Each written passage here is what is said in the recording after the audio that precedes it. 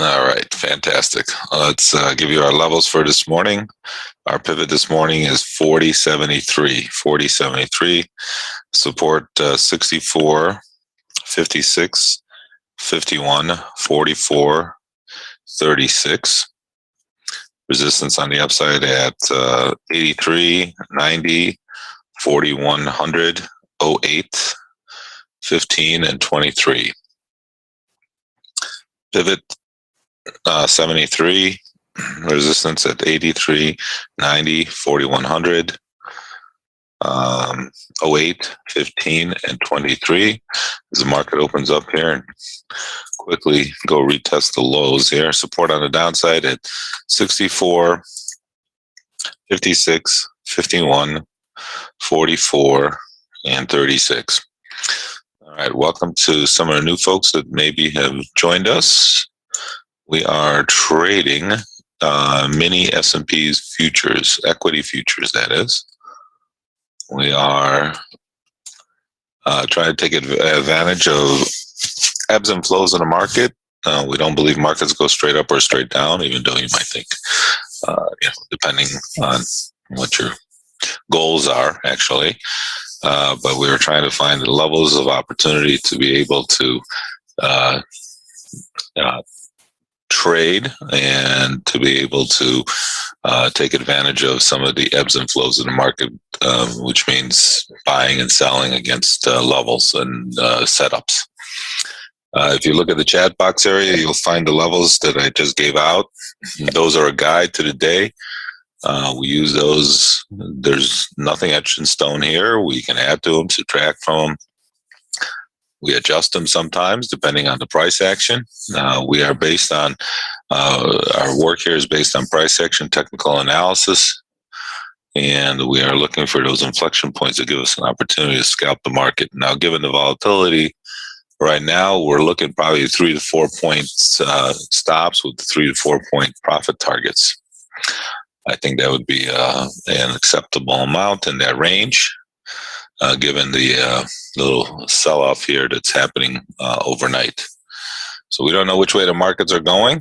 I wish we could tell you that it was going to continue to go down or whatever. But we do know we have levels that we can try to find reason to trade against. Every trade or every opportunity that we have is layered onto reasons to trade. We don't try to guess here what's going to happen. We are just trying to find support and resistance levels that give us a chance to make some money. Obviously, we have our stops in because we're not going to be always right, or the market's dynamics are going to be a little bit different from time to time. And so how we combat that is by having our stops in place so that we don't get run over when these dynamics get out of whack here a little bit. All right. So if anybody has any questions, if you put them in the chat box area, I'll be able to see them and answer them for you. Versus if you put them in the Q&A section, I'll see it, but it won't come up as fast because I don't have that window up. So if you have any questions, please feel free to put them in the Q&A in the chat section. And if you just put it to panelists, me and Brad are the only two people who can see them. So you don't have to be concerned about any personal questions if we ask for any, or if you don't want to say something, whatever. You can say whatever you want to say. All right. So market here is kind of trading off here overnight. It's probably the overriding factor here is the inflation numbers are concerned about. Future movements overnight, so just another down day in the U.S. stock markets as inflation fears continue to weigh on sentiment and prompt investors to cut exposure to riskier assets. At the time of writing, contracts linked to the NASDAQ are down. Minutes published today from the Fed's April meeting could shed some light in recent price pressures, while bubble risks may be surfacing across a number of speculative asset classes, including cryptos, SPACs, and meme stocks. All right, market kind of gave up on the road while it did go retest the low. So if you were a little aggressive there, maybe you graph some up there. And again, was it could you have had a reason for it? Absolutely. And we rotate back up here now. We got the next resistance area on the upside we have is all the way up at the 83 area.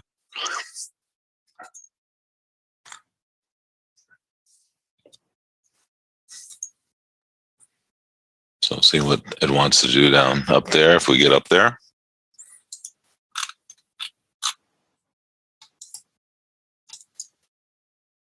Again, just keep your stops in place no matter what. All right, so we'll see what happens here.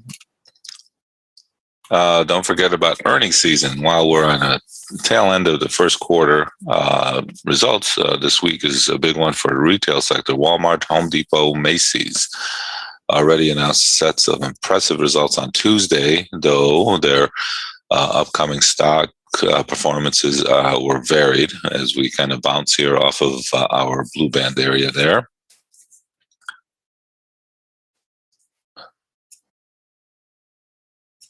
It's a nice little rotation there against our blue band area if you were so inclined. Just saying. Again, we have a lot of setups that we use. I don't talk about all of them. I talk about the levels that we print out. That doesn't mean that there's other setups that we don't use. There are. We do have a education course, so we teach all those other opportunities for you. They're part of the technical analysis that we do, and you can take some of the same aspects and concepts that we teach and use them in other markets as well. I think they would work there pretty well. So it's just one aspect I can't really give all our trades out to everybody. First of all, I'm not supposed to give trades out, but I do as far as our levels are concerned. So if you did trade our blue band there, you got a nice little trade. But we do talk about the levels, and we try to talk about market momentum, opportunities that the market might have, and try to explain some of the dynamics of what the markets are doing. Sometimes, if I can explain them to you sometimes I don't understand what the markets are doing, right? But we try to put some rationality into the fluctuations of these numbers if you're watching on a screen. Obviously, you need a platform to trade, right? Yeah, I mean, it's nice that you see charts on my screen, but we do have platforms that everybody's trading off of. Platforms obviously work with your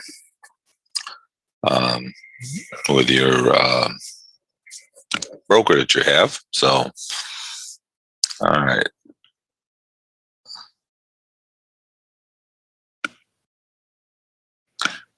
So we got a beige book coming out here later today.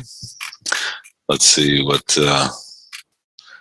At 9 o'clock, there's a couple Fed speaks coming out. As far as any numbers are concerned, there are no numbers coming out today.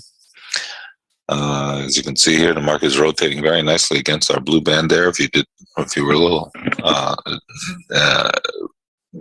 risk appetite was higher than most, then you take advantage of that. As we are swiftly coming down here. Trying to maybe we have a support down at the 64 here. We'll see what it wants to do, and then keep your stops in place no matter what. Right? It's always a prerequisite to trading, because you never know when these markets are going to extend too many buyers and sellers at one moment at a time. Can create some volatility at any given moment in time. So we have to be cautious. So we have a couple of Fed speaks at 9 o'clock. Two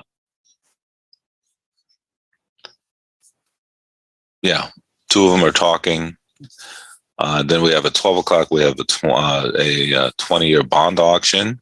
Again, auctions have become a little bit important because of inflation considerations that it has in regards to the markets. And then at 1 o'clock, the FOMC minutes are going to be released. These are Chicago Times, by the way. At 1 o'clock, the FOMC minutes are going to be released, and the minutes are basically what they talked about in their last meeting. How many of them are considering a rate hike, how many are concerned about inflation. The talk about what was going on behind the scenes will be released in these minutes. So people will be kind of looking at that and creating their own set of ideas as to what is happening and what might be happening, or why the markets are going to be doing what they're doing, or what the Fed is doing, blah, blah, blah, blah, blah, blah, blah, blah, blah, blah, blah, because everybody's going to be trying to read the tea leaves. And that becomes a little bit of a concern to the market. And everybody's going to be like looking at it differently. Just remember that, okay? And that's why we don't put too much consideration into it. Given the fact that we're kind of bouncing off of here on this chart, on this bar here, I would be a little bit careful with the 64 area. It's not as strong as it was a minute ago. So if you're going to trade it, be careful. Maybe cancel it if you're risk averse. Maybe look for the next level on the downside, which we have is 56. Definitely the 64 area is not as strong as it was, a minute ago, only because of the price action. So keep that in mind if you're going to be trading it. Maybe if you trade multiple contracts, lower the number of contracts you're going to trade. And if you're very risk averse, just kind of wait for the 56. Again, there's different ways of trading. There's not one right or wrong way. You have to adjust to the market price action, and that's what we are kind of doing here. And if you did cancel, because like I said, it was not as strong as it was a few minutes ago. So we're looking for the 56 level now. That's what we're doing next. If you are taking it, if you're trading smaller around it, maybe you got in a lower end, whatever your objectives are, we suggest that you have to be a little bit careful there around the 64 because of the price action. So hopefully you made some adjustments there. Again, trading is not perfect, but we do trade off of the price action. That's what we always do around here. And this is one case where you had to adjust to the price action and cancel the order against the 64 area for obvious reasons. Well, for reasons that we work off of, not for obvious reasons. But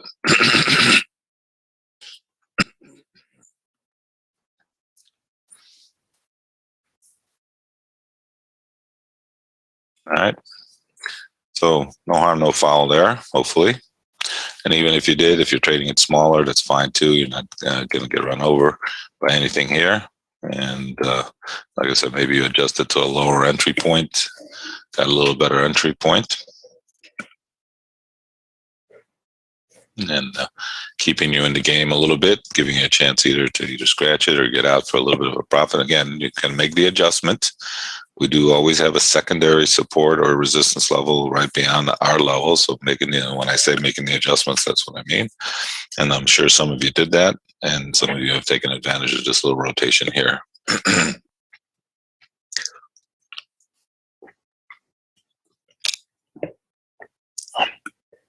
It's all a matter of how you look at the market and what you think the price action is going to be, and then adjusting your trade accordingly so that you give yourself a chance. Right? That's what we're trying to do. We definitely said that 64 wasn't any good. You have to make an adjustment. So how you made the adjustment is totally on an individualized basis, right? Everybody trades a little differently. Everybody has different risk tolerances. I work with people here so that we can understand your risk tolerance and maximize the profit potential that you might have. And that way you can get into this trade at a better price and handle the drawdown, and then and then capitalize on the movement up here back to our pivot. So nice little trade there if you made the adjustment. Hopefully you did. And if you canceled it, that's fine too. Nothing wrong with that. There's going to be opportunities today. Looks like this market is going to be whipping around here, which is fine. Great for us. Nothing wrong with that. All right. So again, patience is important. Waiting for the opportunities to present themselves is important. Making adjustments, right? Remember I said at the beginning, we give you the levels, or not all. Everything's etched in stone. We make adjustments to those levels, add to them, subtract from them, delete some of them sometimes. They are there to guide us, not to tell us yes or no one way or the other. They're there to guide us in our trading. Again, welcome to some of the new folks here. We are scalping mini S&Ps, looking for opportunities to take advantage of these ebbs and flows of the market because we don't believe they go straight up or straight down. Trying to find those inflection points based on the work that we do. And if you have any questions, if this interests you, if you've never seen this before, if you'd like to trade, if you want to trade, you're in the right place. And we like to, we have an education course that teaches you the dynamics of what we think is happening here and how you can adjust to them and make money off of these movements in the price in the market. All right, so if you adjusted there at 64, or even if you didn't adjust, hopefully you adjusted just a little bit because I got down to 60, down to 61. And like I said, we're sticking to about 3-4 point stops. So if you did adjust a little bit downwardly, maybe you shouldn't have gotten stopped out. Getting a nice rotation here again off of our blue band. The blue band is being very nice to our blue benders.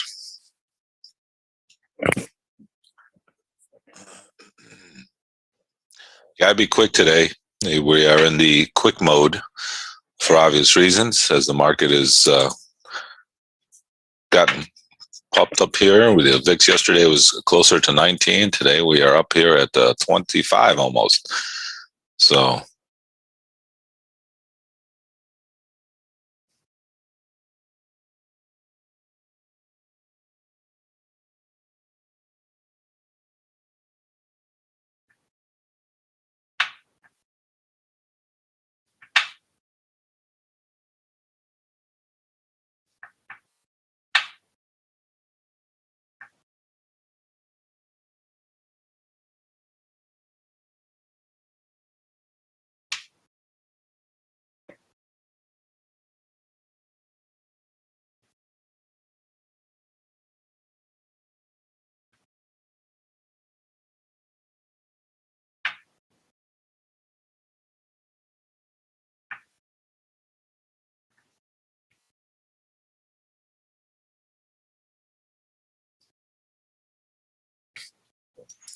all right, nice rotation again off of your blue band traders are doing all right.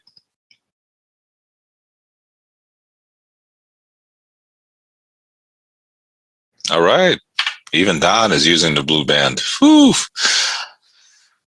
Wow, a new day has dawned, or actually made the blue band brighter on his chart so you can see it better. I think that was the reason it wasn't working before.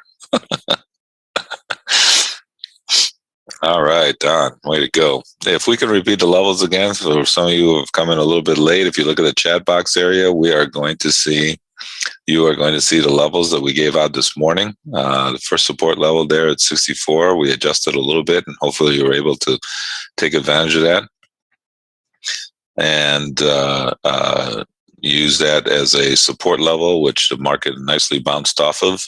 Again, we have support and resistance levels. I said we use them as a guide to the day. We adjust them, we add to them, we subtract from them, we cancel them sometimes. Everything here that we do is based on the price action that the market is telling us at any given moment in time. And so consequently, we are scalping the market 3 to 4 points today with the extra volatility that's in the market. And that's what we are doing here on an everyday basis. Any of this stuff interests you, we have an education package that teaches you the concepts and ideas that we have. Everybody here trades on an individualized basis. You are trading, everybody has their own risk tolerance. I respect that, and we work with everybody on an individualized basis to maximize your profits. In regards to the subscription, we have our everyday trading room here, which is just $100 a month. And then we have our education package, which is addition to if you want to take your trading to another level, if you want to if you want to learn our methodology, that's an extra cost than that we charge. And obviously it's done here and we use our charts and done in our room not even after the market closes, late in the afternoon. like in Chicago time about 1 o'clock, but we adjust times to and each individual's. You know, we work with everybody here to try to work with your time schedule so we can get the classes done efficiently. So that's what we do here. In addition to our trading room, we also have our classes that we teach the methodology.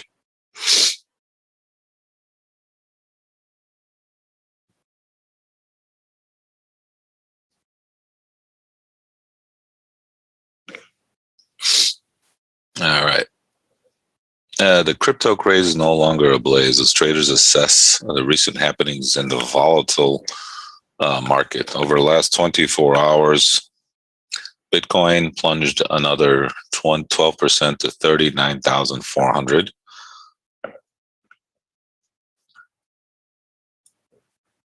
While Ether, which is linked to the Ethereum blockchain network, dropped 16% to 2924.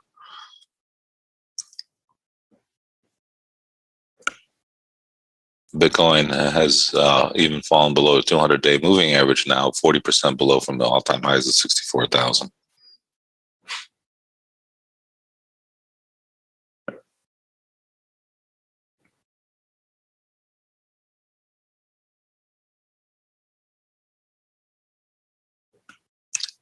Our 2020 big trades unwinding. The popular winners of yesteryear, including Tesla, stocks, Bitcoin, have been under pressure in recent months as weeks as money continues to move elsewhere, while the rotation has been seen to reopen in cyclical plays as well as other stabler names. Several headline stories have shaken the crypto sphere in the last few days. Yeah, well, you know, if that market can move because of Elon Musk, then there's a problem with that market. But anyway, that's my own opinion, not everybody's. Besides environmental concerns sparked by Elon Musk and Tesla stopping to take Bitcoin as payment for its cars, the People's Bank of China has banned financial institutions from facilitating cryptocurrency transactions. That statement was coupled with a warning to investors against speculative crypto trading, which is seriously infringing on the safety of people's property and disrupts the normal economic and financial order. That is a statement put out by the Bank of China. I guess they're a little not into it whatsoever. So all these concerns have brought that market down. Gee, what a surprise. How do you trade the blue band? You can use a blue band as a target. You can use the blue band as a level. Depends on the situation, depends on other factors. But you know, if you bought the level down below, then you're using that as a target. Sometimes you can use it as a level as well, depending, like, again, on certain situations. But that's how we use the the blue band. Trade around it. There's times when you don't use it, and you can't use it at all because of the price action. There's other times where it becomes targets and you're able to use it as such.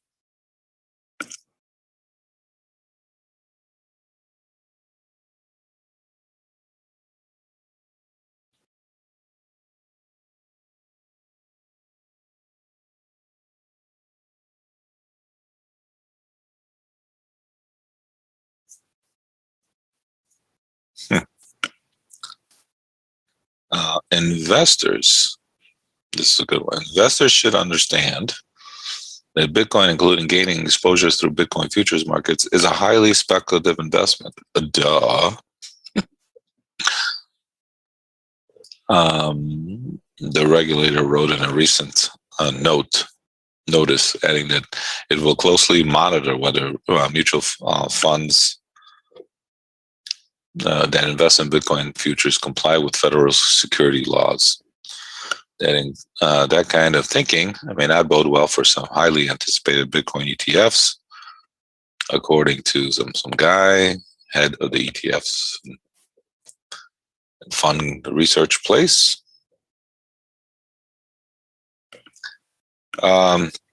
We trade. This is a trading room. We are trading mini S&Ps here, so welcome. We are trying to.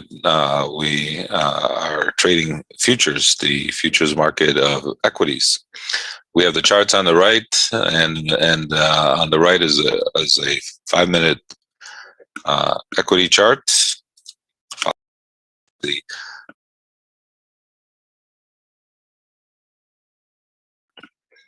And then we have a bond market chart on the far end there, and so we try to we're trading, scalping, I should say, the markets.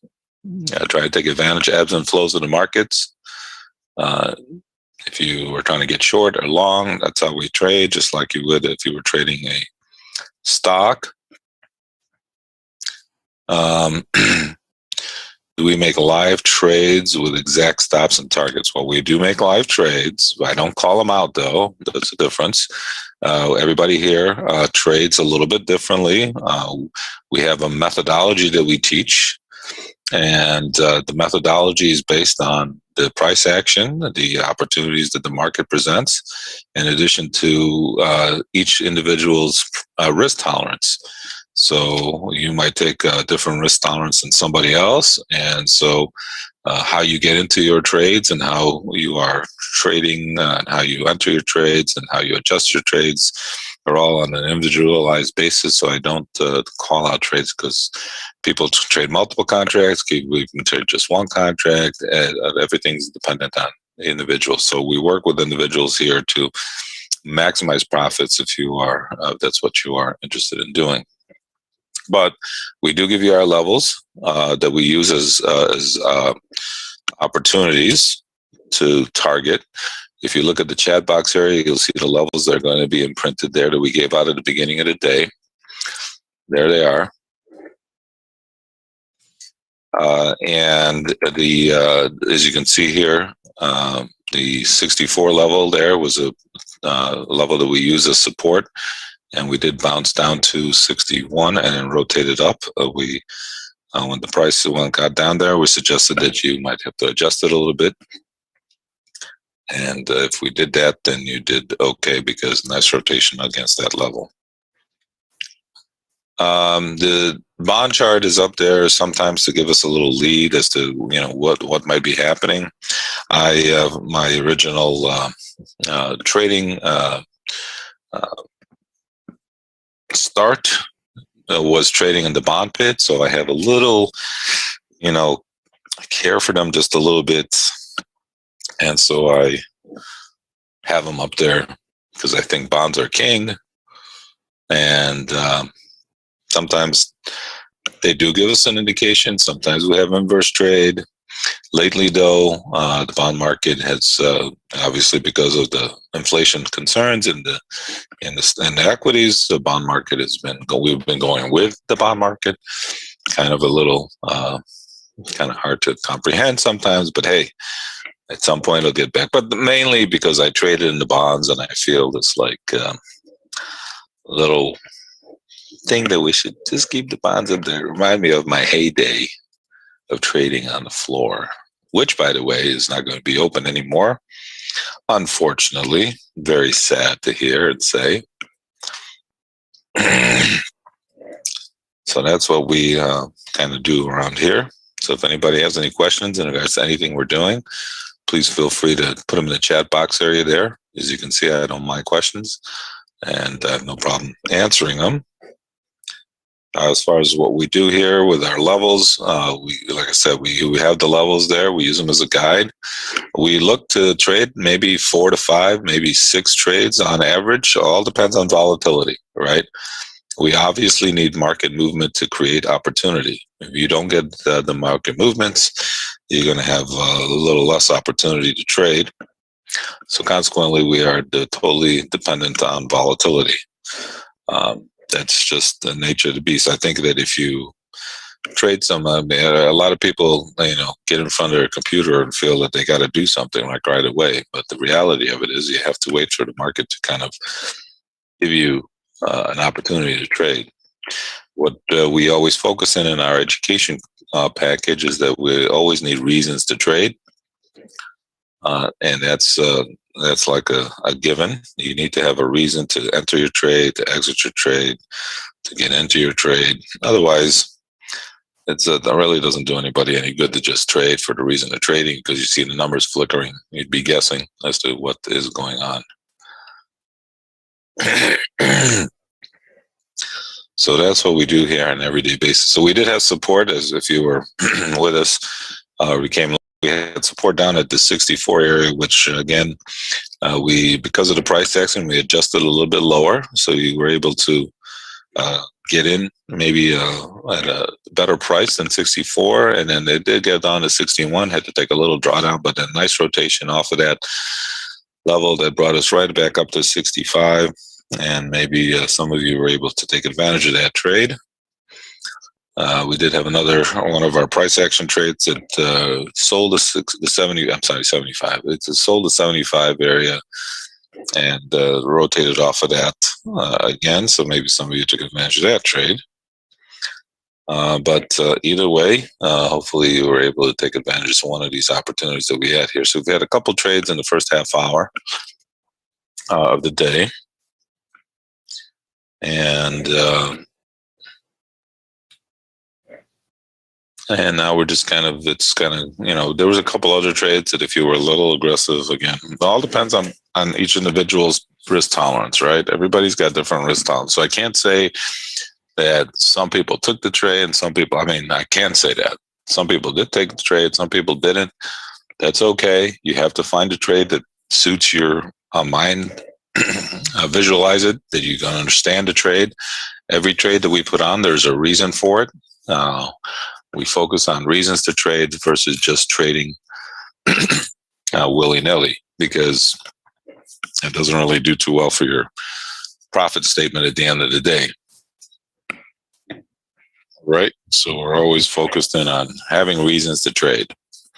And there are even better reasons not to trade. How's that? Sometimes that can happen. Right? There are reasons to trade, and then there's reasons not to trade. Believe it or not, right? Believe it or not.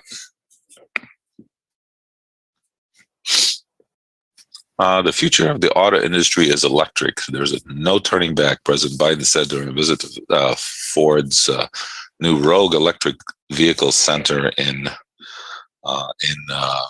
Dearborn, Michigan. He later jumped into the all-new F-150 Lightning, driving around an empty lot that used to be test track.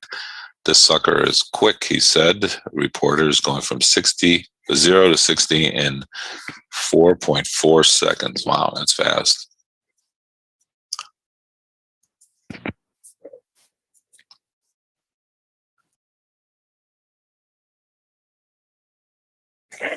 What is the background on the 5 support and 6 resistance numbers? What is the spacing between the numbers based on? What is the background? Well, I mean, that's the levels are given out is what we teach you where to find them technically. There is no the difference in spacing. I don't even look at the difference in spacing. I'm just looking at I'm just trying to find support and resistance levels that the market is telling us. Everything we do here is based on the market, based on what the market is, the technical analysis that the market is showing us. So, and those levels, there's no significance between the numbers. It's just where I think that there is going to be some good resistance or support based on the work that we do. So, yeah. So I don't know. That's. I didn't know that there was 5 support. And we could have 10 support and 10 resistance. It really doesn't matter. It all depends on the day. Again, those are levels that we think that the market will bounce off of. The market has an area for a reason for support. The objective of the education course is for you to find those levels on your own, to understand why you would use them, or why you would find them if you are looking for them, and how to use them when you get there. So that's the ability to trade futures, which is what we're trying to do. Those levels give you the ability to trade the futures. But all the work, all the reasons that they're there is through the analysis that we do. All right, the market rotating down here. Next support level that we have is down at the 56 area.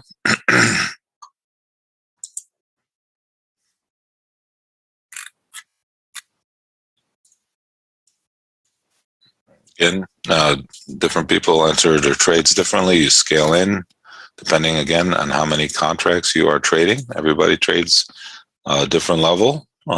Risk tolerances are different. Each individual has different ways of trading. Not everybody trades the same.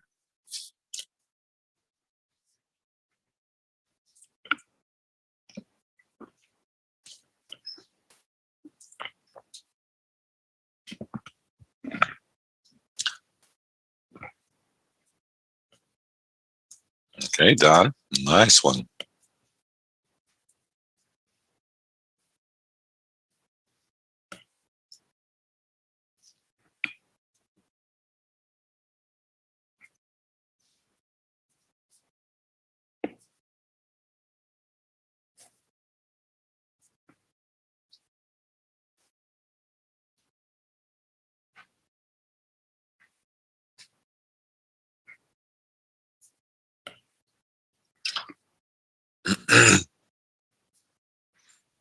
All right, market is getting slowly. It looks a little heavy. Obviously, our blue band is holding very nicely. And if you are trading that, you are doing well today.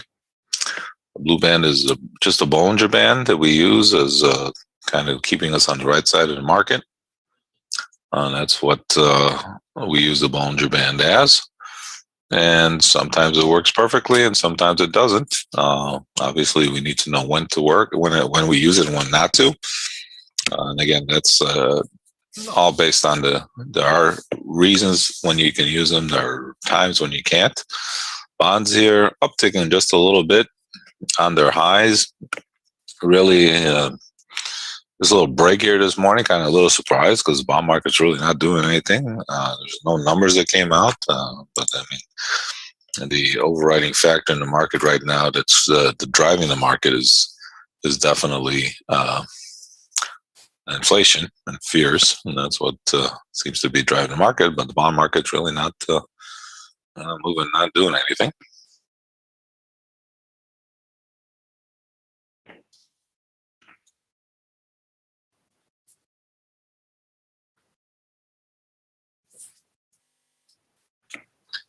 See, JP Morgan is shaking up its top leadership after Gordon Smith, co-president, chief operating officer, and CEO of Consumer and Community Banking, said he would retire at the end of the year.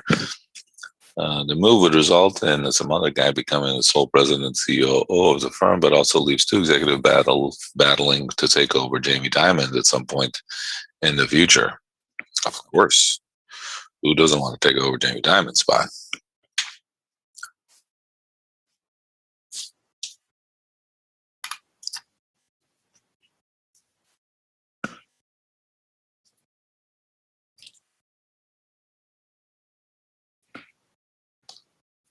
The Power CEO has led the bank since the Jamie Dimon has led the bank since 2006, and one of the last major investment bank chiefs, still on the job before the global financial crisis. While the board has asked him to stay on for a significant number of years, he did suffer a health scare in 2020 when he had an emergency heart surgery. Whenever asked about his retirement, Dimon has also given the generic 5 years away. I don't know, that was a generic number. Maybe I should start saying that.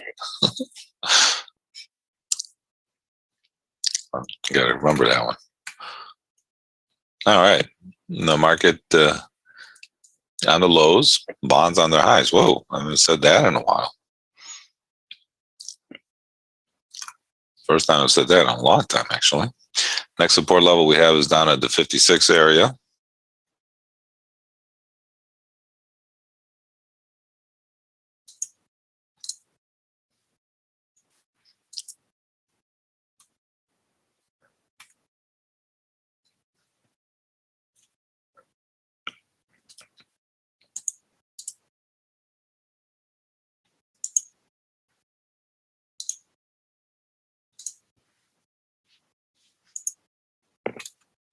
Again, if anybody has any questions, please feel free to jot them down in the chat box area. We'll be able to answer them for you. That's where I'll see them. We are trading mini S&Ps here, trying to take advantage of ebbs and flows of the market. And the market kind of gets sideways a little bit here, or trades in a little bit of a range. You know, we don't can't really do anything about it. We just have to wait for the market to do something. Kind of hard to get involved in this range play here. I mean, obviously, if you sold the 75 area there was a reason for it. And if you did that, you did okay.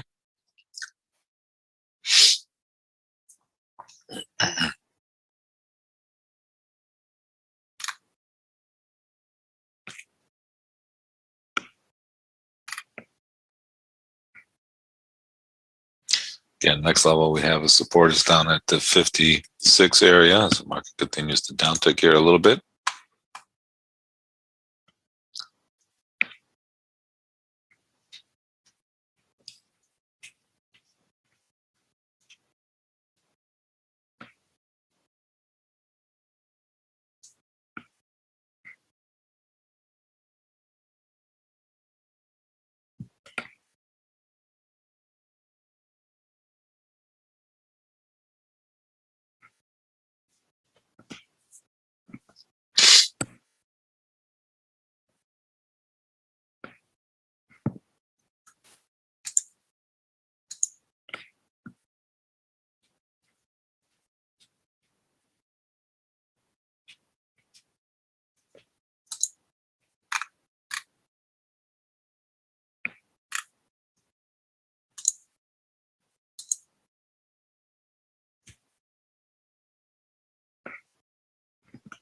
I hear you there, Don.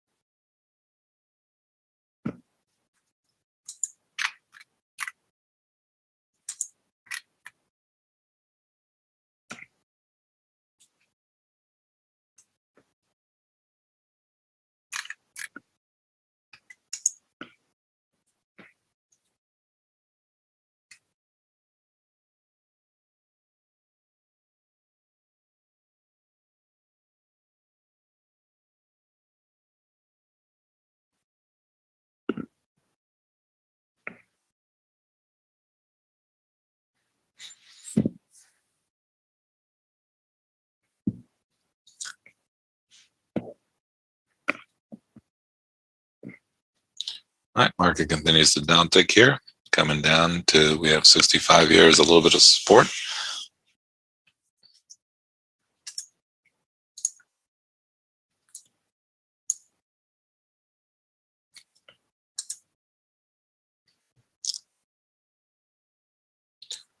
Maybe you got in there at the 65.5 area. If you did that, you get a nice little rotation here. Again, we scale into a position. Some of you got in there at 57. Some of you got in there 6.5. You know, we scale around the position because we're not perfect, right? We had 56, but we got down to 6.5, 57. We also, so that was a nice rotation here off of that entry point there for us. You should have gotten filled down there at 6.5. It was definitely a area where you should have gotten filled. So hopefully you got in. And a nice little rotation there against it. Again, if you didn't, that's fine too. Again, everybody trades a little bit differently. And I keep saying that for a reason. There's not one correct way of doing this. Everybody scales in, and if you don't scale in, if you're just trading, one lot and you had 56, then obviously, probably don't want to take it on now because it's a lot riskier than it was obviously half a minute ago. I mean, you're looking for that nice rotation off of that 56 area. That's why our trades are called areas. They're not perfect. And how you get into that area is the key here. And that's why I don't have any lines up there, because some of you trade differently. Everybody trades differently a little bit. And getting into a trade depends on your risk tolerance and how you want to manage it, and how many contracts you trade. All of those things are factors that you have to consider as a trader.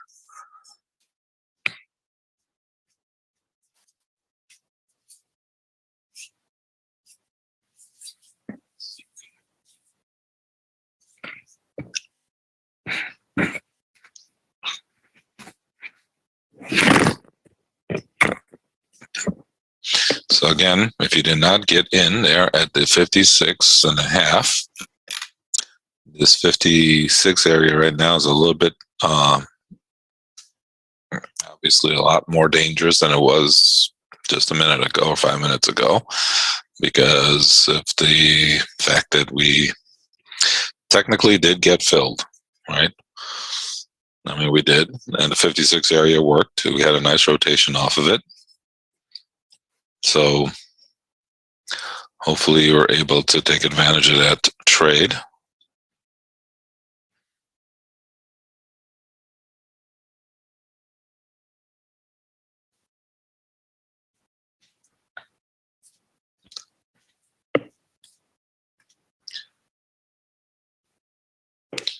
Next level on the downside we have is down at the 51 area. Again, it's an area, right? So you got to keep that in mind if you're trading.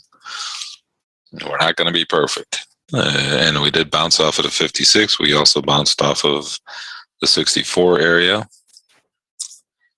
So our levels are kind of working very nicely for us.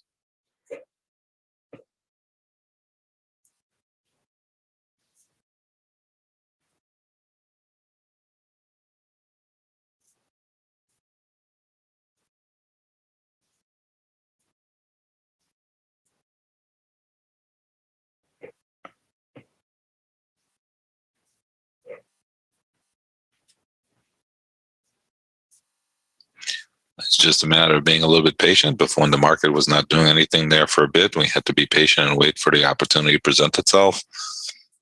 And it did. And consequently, we had a nice rotation off of those levels. We had a little sell area up against the 75 area. If you were a little aggressive, again, we had reasons for it.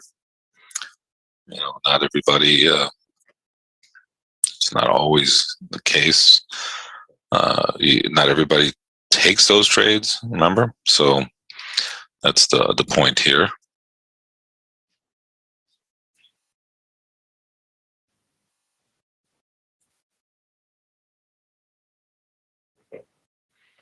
It all depends on how each individual person trades.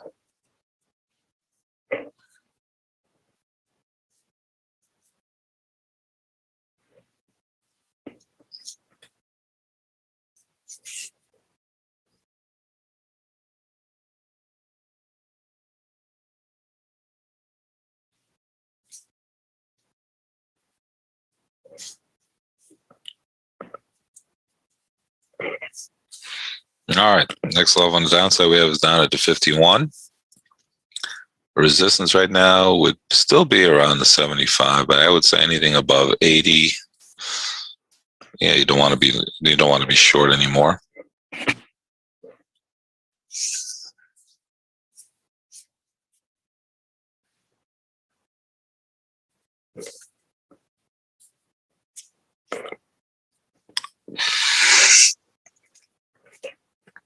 Kind of a busy morning, but again, the difference between markets going up and going down is very obvious. You definitely get some good ebbs and flows when markets go down versus the one-way trade that happens when markets go up.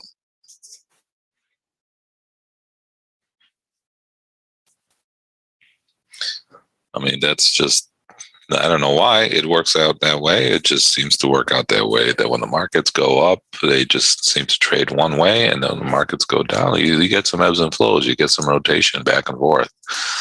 So what I'm saying is that we have to be a little bit careful. We have to know when to trade more and when to trade less. You have to know when the markets are going to be adaptable to your methodology and when it's not, and then consequently just trade accordingly. Meaning sometimes you have to trade less, and if you have to change up your entry points a little bit, that's also a right thing to do. And there you go, Don. You got it. Happy now?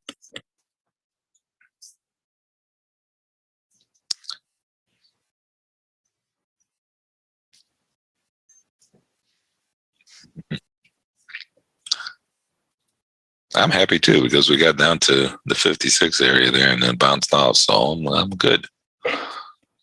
I was going to say that. I was going to say, I hope we go down to 50, to 56 first and then roll it, but it did it anyway.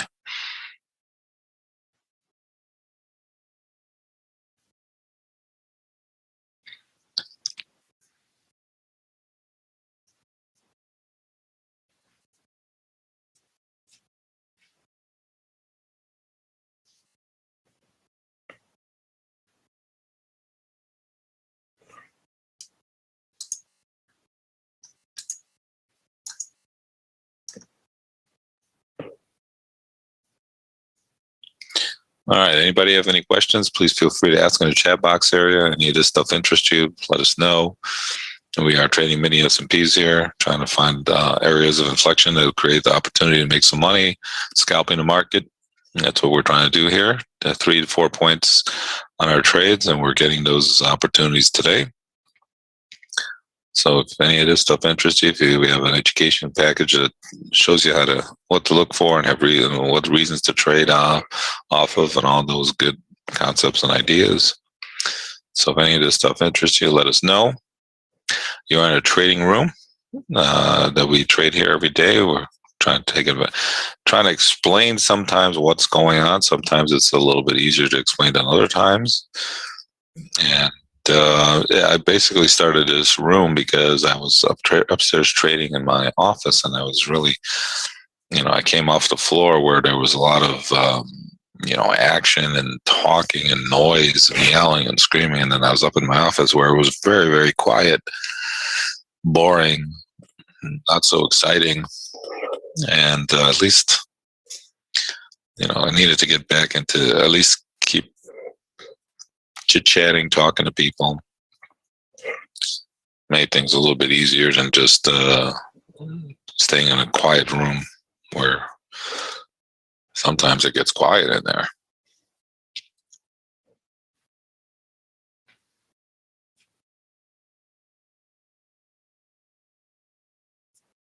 Lonely? Well, you're not lonely with me here. I'm keeping you entertained.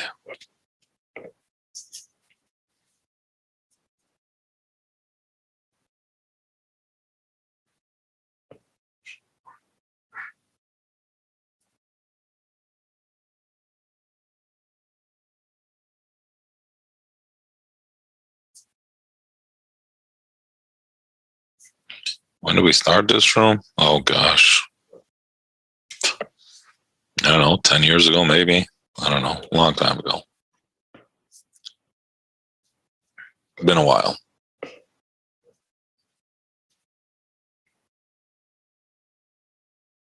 Well, definitely through right around the financial, yeah. I was up in my office in the financial crisis. And was I?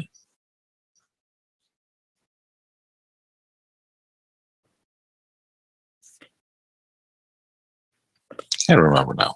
Yeah, but it was right around there. So at least, that was in 07. Oh, yeah, for sure, 10 years. At least.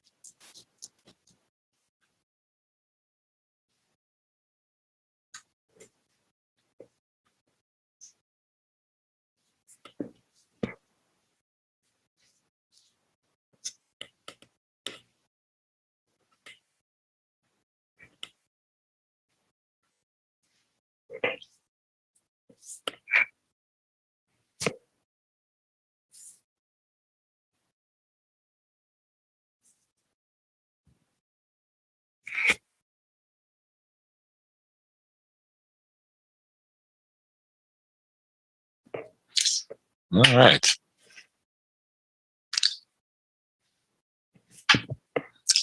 Market just kind of a little soft here.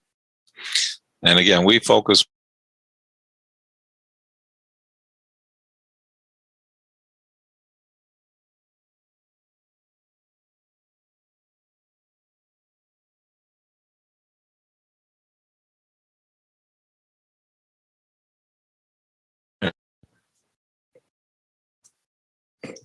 Okay. My internet connection is unstable. Thanks.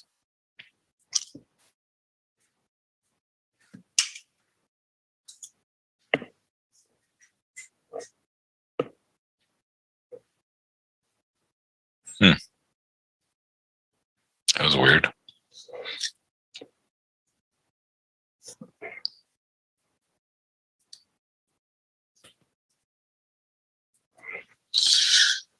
All right.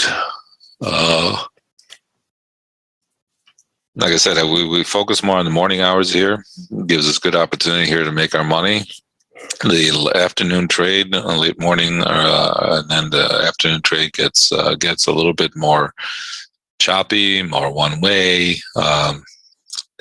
Doesn't trade well according to what we're used to. So if we can make our money in the morning hours and be done with it and be happy, then we should be happy. Nothing wrong with making a little bit of money in the morning and doing whatever you have to do in the afternoon. Okay, my charts are frozen.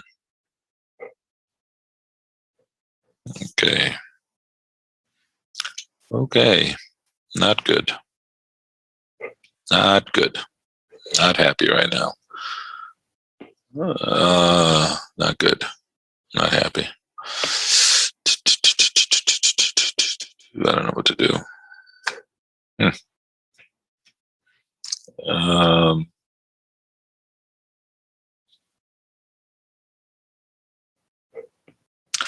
don't know, the green light's on. Let me try this again. Disconnect. Connect. Okay. Did I fix it? I might have fixed it. Hey. Ha! I didn't even have to call anybody. Yeah, it's good. It's working. All right. See? Yeah.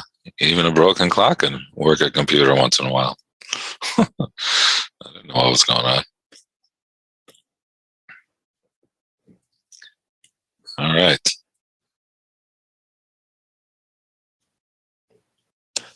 All right. So we are slowly upticking here.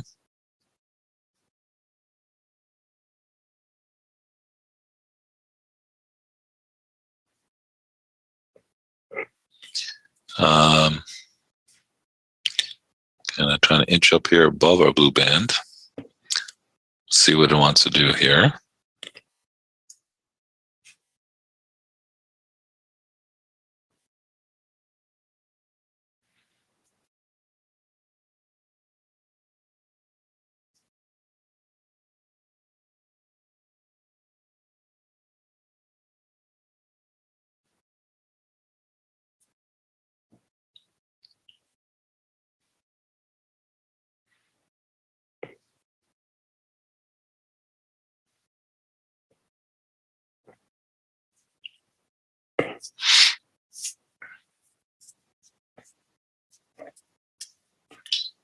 All right, if we get up here and we hold above the 69 area, 68 area, we might have a rotation back up to our upper resistance areas here. Next level of resistance we have is up at the 83 is our next good level of resistance.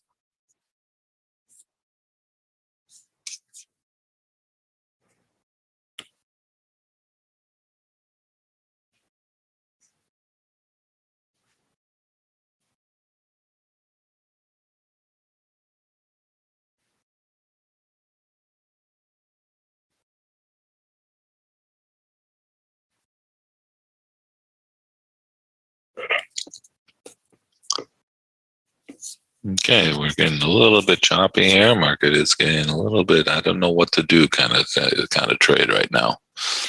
It kind of held those levels on the downside and now maybe wants to uptick here. I'm just saying. I don't know what's going to happen, but it seems like it wants to maybe rotate back up here a little bit. And again, we have areas where we have to hold for that to happen.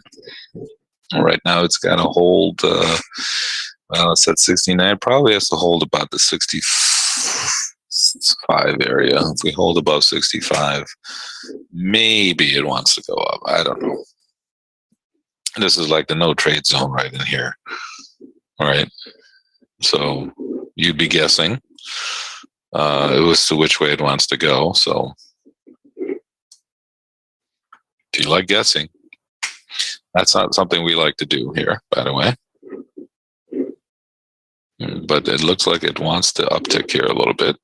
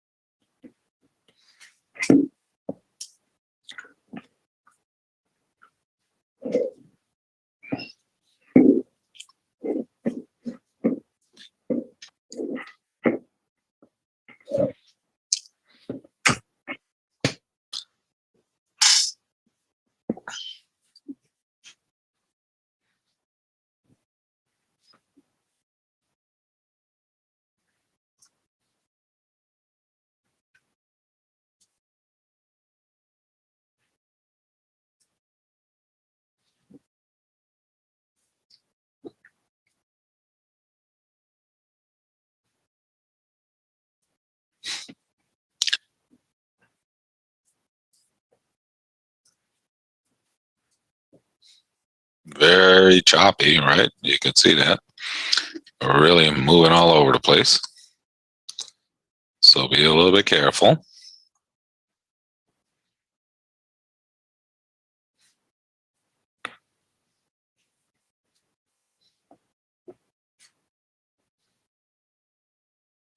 Like I said, we really don't know which way it wants to go here. It definitely go either way.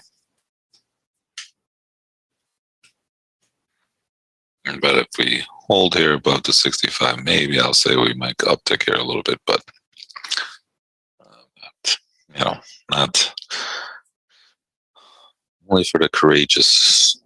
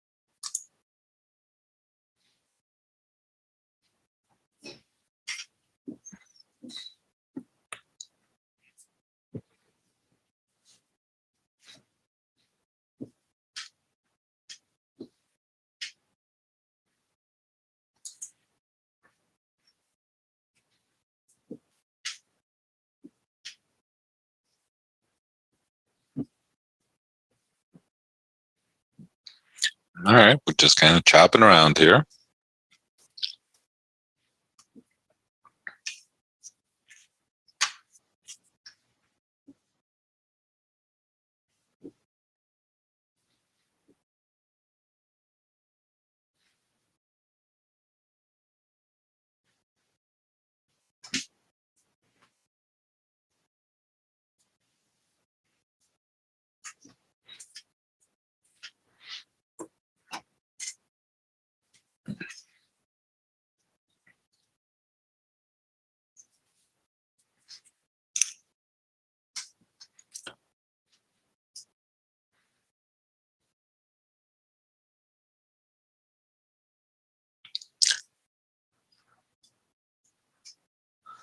Why I choose a particular charting software along with your indicators? Well, first of all, I don't have any indicator. I mean, well, if you call Bollinger Band an indicator, I guess I do.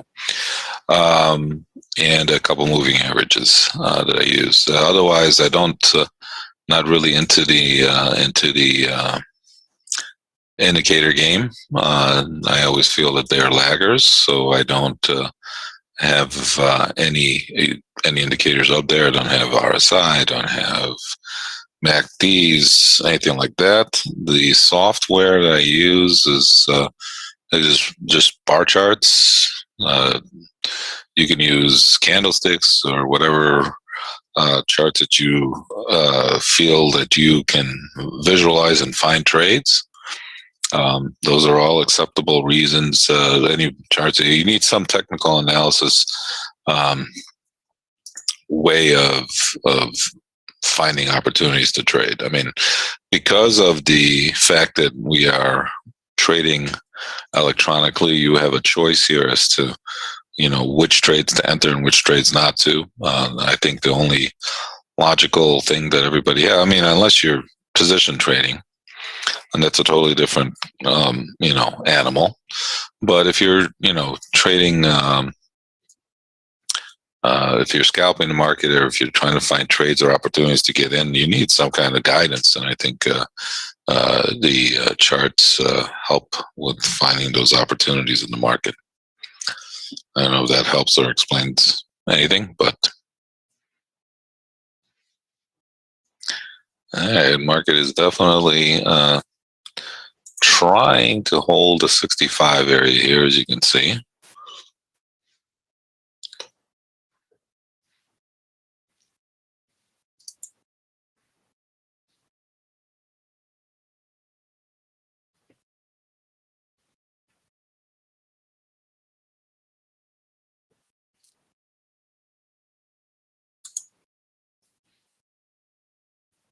Very, very, very, very, very, very choppy, as you can see.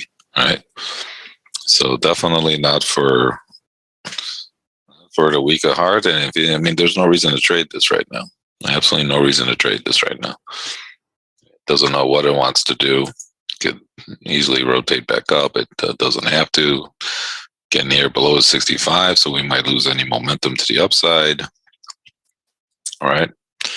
Just one of those things that the market is just doesn't know what to do. I mean, there's a little bit of pressure, but there's also some dynamics that are forcing the market not to completely fall out of bed. So you never know. And this is where we're at. This is what happens sometimes. This is why sometimes the best thing to do is not to trade.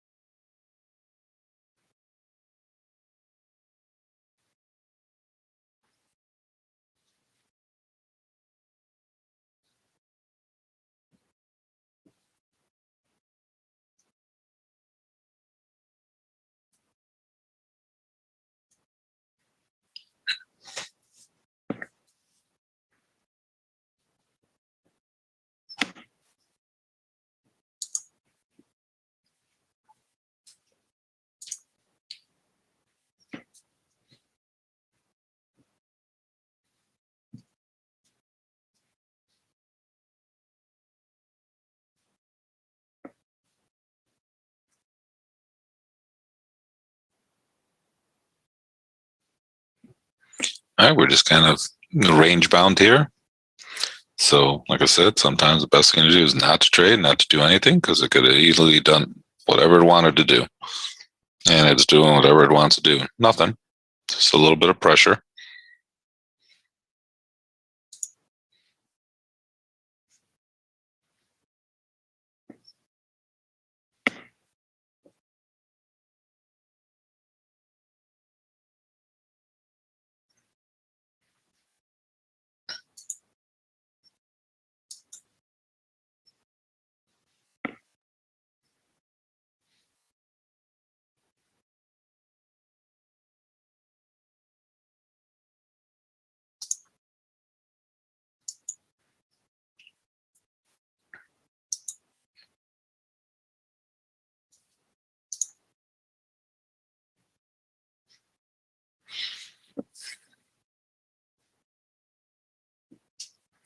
All right, next support level on the downside we have is down at 15.1.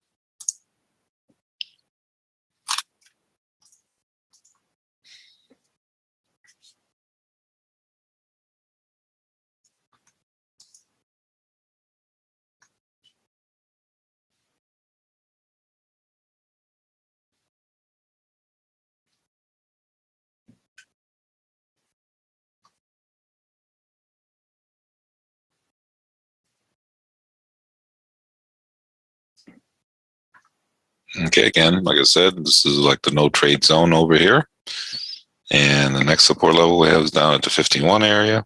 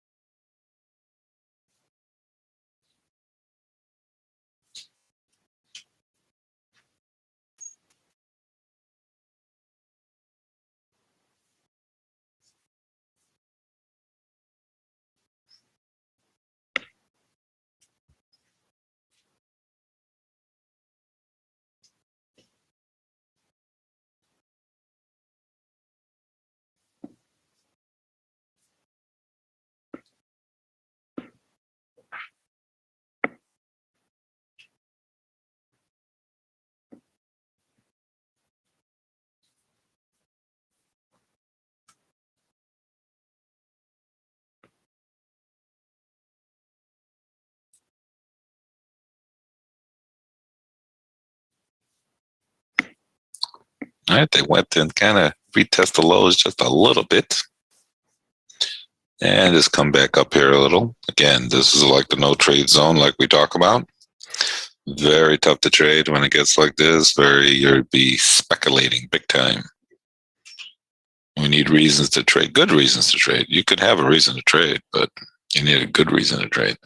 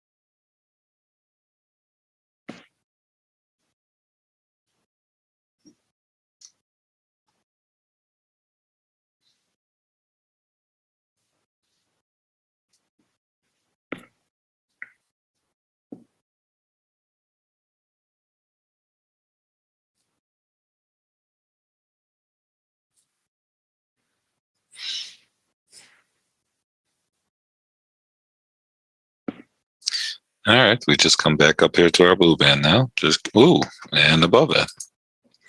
Just in case you were wondering, this is like no fun to trade. There's a perfect example why this is no fun to trade right now. Just bouncing all over the place. Kind of hard to get too excited about this trade right now. Kind of hard to figure out it was going to break to the lows. Kind of hard to figure out it was going to rally up here, right? So very, very tough trade. And we talked about not doing anything and kind of letting it do its thing, whatever it is, whatever its thing is.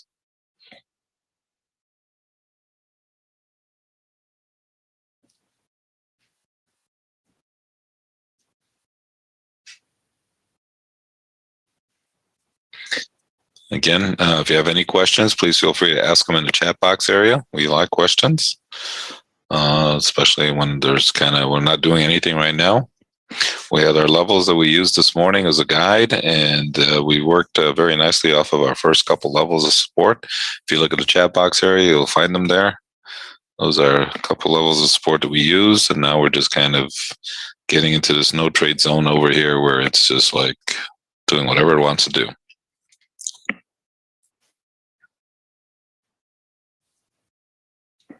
Have no feel for this. So if you do, that's great. I hope you're making a lot of money.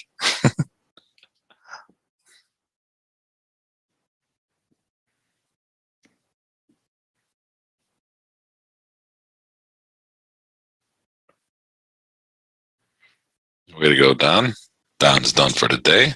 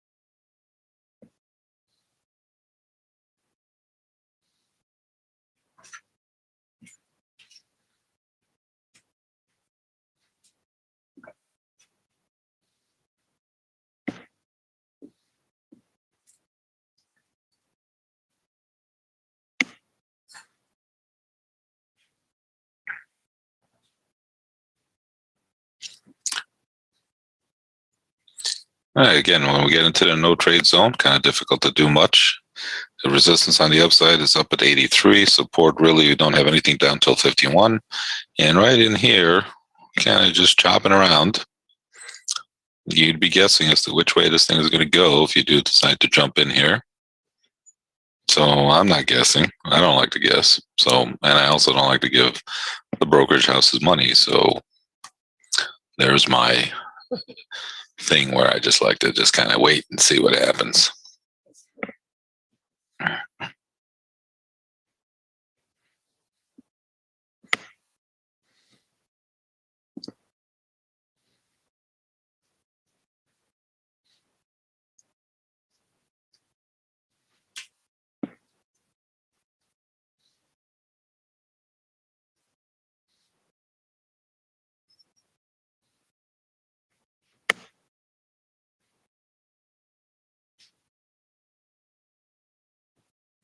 Whoa. Then you get these like kind of moves that are just, where did that come from? Right. That's why it's kind of hard to get too excited about trading this stuff when that stuff happens.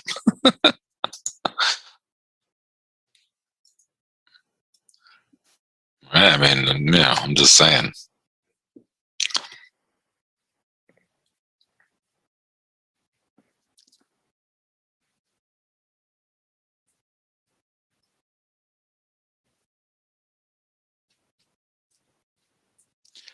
Just never know.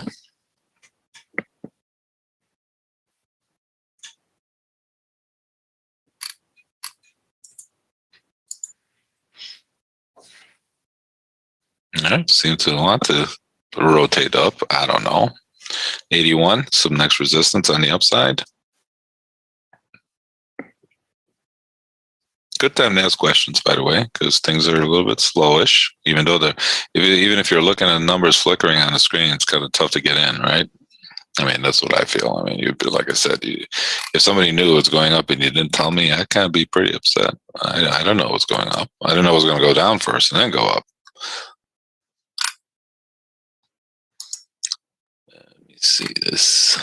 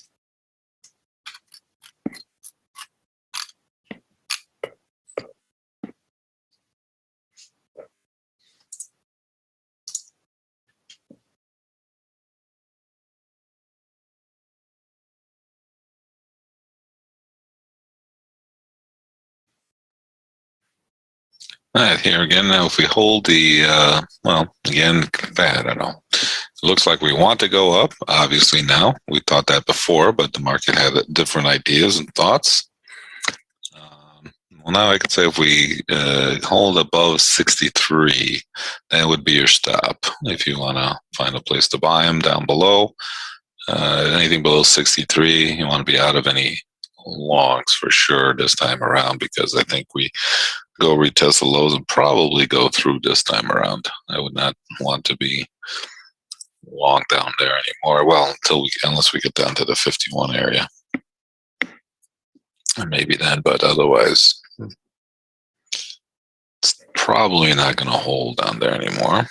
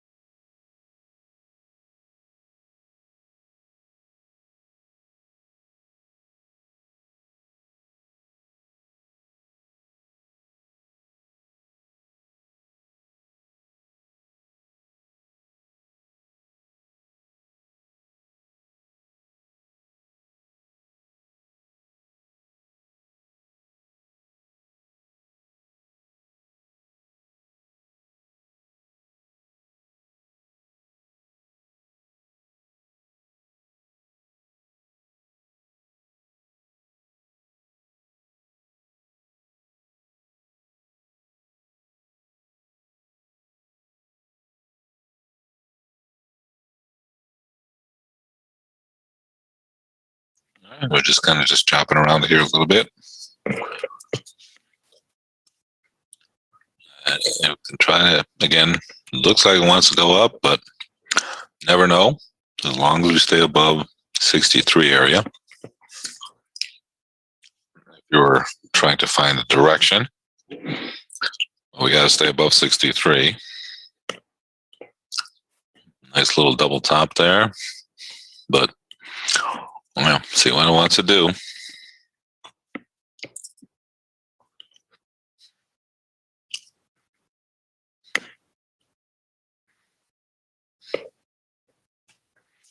Very, very choppy. Again, like I talked about earlier, this is like no trade zone. We don't like to trade in this little area here.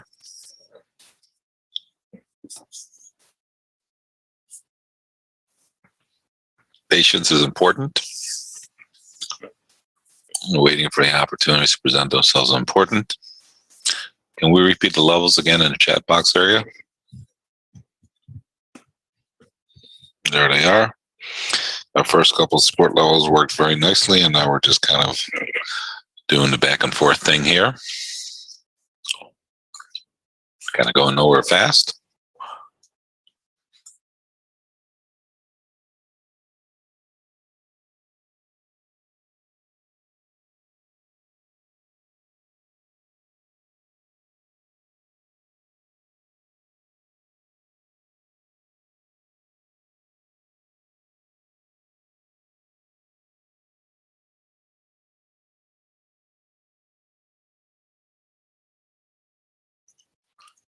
Some of you have come in a little bit late. Those levels we use as a guide to the day. We add them, we can subtract from them, we adjust them a little bit. It all depends on the price volatility in action. And that's what we do here. We're trading the scalping mini S&Ps, trying to find opportunities to make a little bit of money here off these rotations in the market. And this little area right now, is, like I said, probably will be classified as a no trade zone.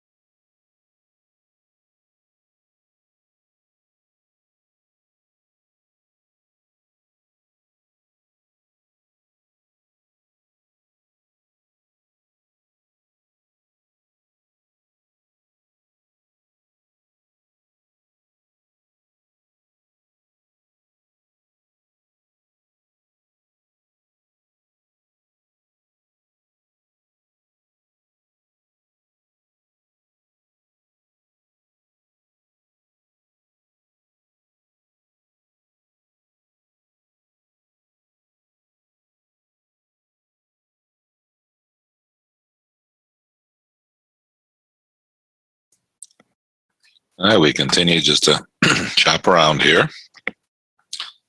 Patience is important. 51 up, 83 above resistance. 51 down below support. And this in here, unfortunately, is just Chop City.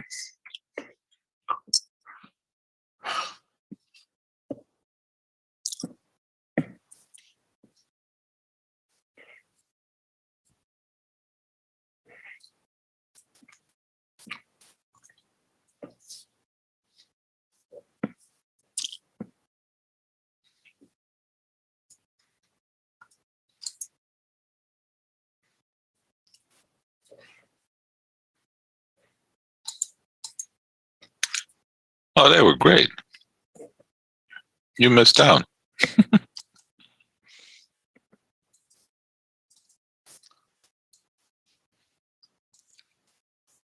No, Monday. Excuse me. Oh, yeah, Monday we had the low of the day, right? 37 and a half. You had to have it in the afternoon, but it worked perfectly. We had 37, got down to 6.5, and then rotated off of that. So that was a nice little trade for us. Yesterday they worked all right. Today they're working okay. Well, what do you expect, man? I mean, just because you go to the beach, think we're going to stop trading? Nope, not here.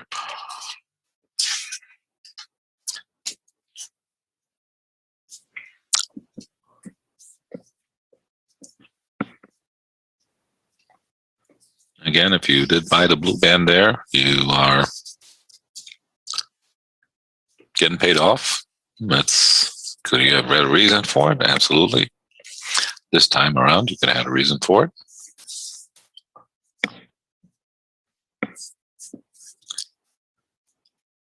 Don says he takes a laptop to the beach.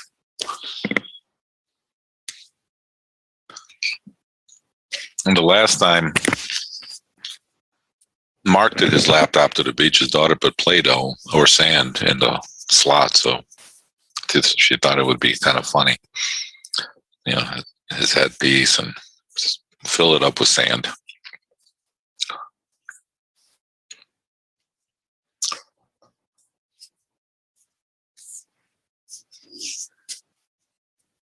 Again, if you were a little aggressive there, maybe you bought the 68 area. There was definitely a reason for it. We suggested anything below 63, be out. And you got a nice, 4 or 5 point rotation here off of the 68 area. If you were so inclined. Again, even in this little chop, you have to wait for the market dynamics to set itself up. So that's what it did there. Anything that I say is taught. We have an education course that teaches you how to do this stuff. So that's what we are doing here.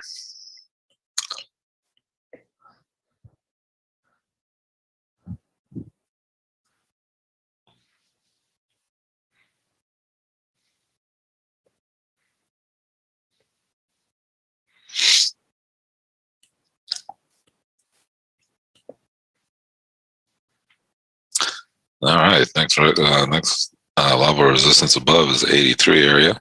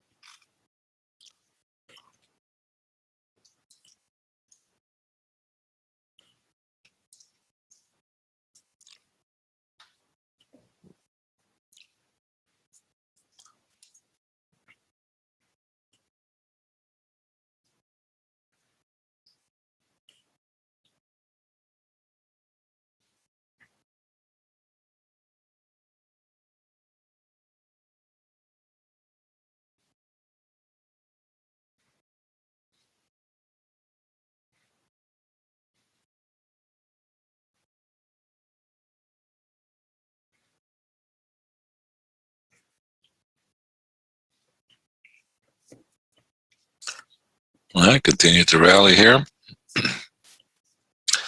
Nice little rotation here. Resistance up at 83. Again, we had a little buy opportunity there if you're a little aggressive against the 68 area.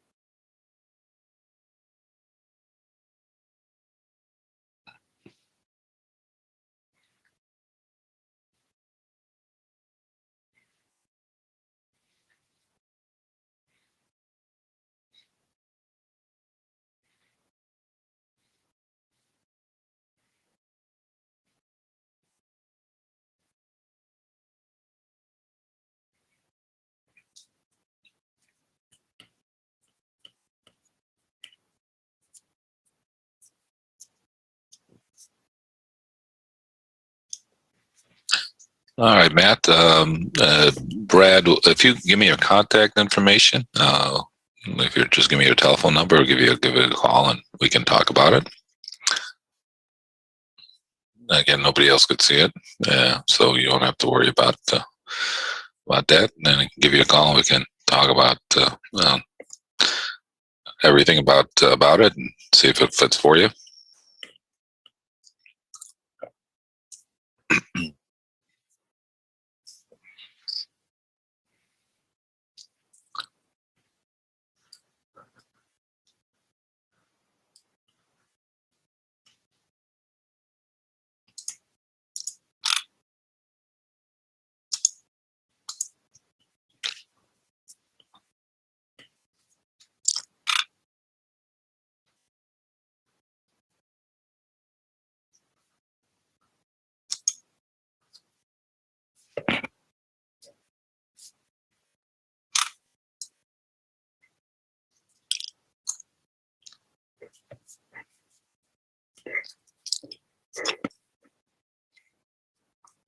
All right, market continues to uptick here, looking at some resistance around the 83 area.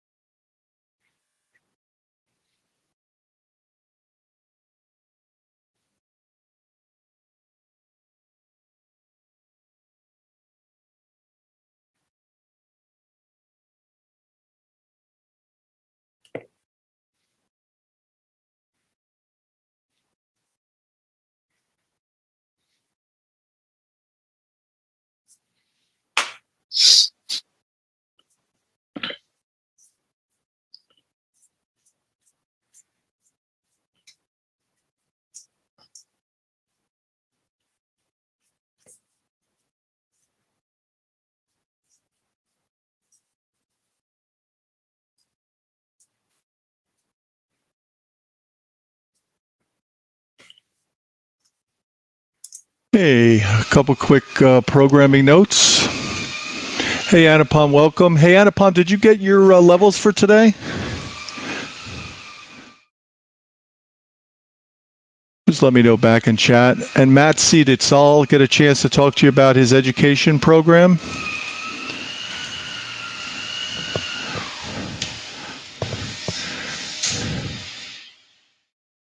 Okay, great. Wanted to welcome those that are coming in today as guests. Welcome aboard. We do this on a daily basis. We're here from 9:15-ish to 11:30 on a daily basis. Right now we're coming up on 11:14. If you haven't banked your money for the day, let us know, and we can talk to you about our services when it comes to Sol's trading education and the opportunities that surround that. If you're coming in for the first time or second time, you're coming in as a guest. So you're welcome to come back for a few days to get acclimated to what we do. I'll give you a brief overview of how we made out what we did this morning, based on the service and the lead into the morning session and then through the morning session. So Matt, was that a no? So you didn't get an overview on Sol's trading education or his mentoring service? Okay. So let's just talk about the steps here. First order of business for anybody that comes into our service as a guest. You have the opportunity to be fully involved with what goes on here as far as the monthly friends and family. So this service is a educational service focused on the S&P 500 E-mini, price action trading, and price action trading as it relates to Sol's proprietary scalping levels and zones. So I think that's really important for you to understand, is that what we're doing here is we're focusing on doing 2, 3, 4, 5 trades by a pre-mapped out roadmap. This pre-mapped out roadmap is something that Sol has developed over the last 25 years or so for his own trading. And now you, as individuals from around the world, around the globe, or internationally, can connect to this Zoom room in a Zoom trade-along format focused on the S&P 500 E-mini. You can receive his proprietary scalping levels or zones. He gave them out this morning. I'm going to give you a repeat of those levels. We had the pivot at 4073, 4073. That was part of the roadmap this morning. Support at 64, 56, 51, 44, and 36. Hit resistance at 83, 90, 41 even, 08, 15, and 23. So that was the roadmap that was laid out as a trading advantage. First starting with Sol, because he does it in his own trading. Quick note, he does trade. He is at risk. He's putting his money where his mouth is. You have the opportunity to learn how to set the levels, what to do with the levels, based on being part of this service opportunity. He gives out the levels right around the cash open. I should say he sets the levels right around the cash open. He gives them out to everybody in audio. If you haven't received them, I just read them out to you. We go through the morning session together, paying attention to the price movement of the S&P 500 E-mini as it relates to the pre-mapped out levels.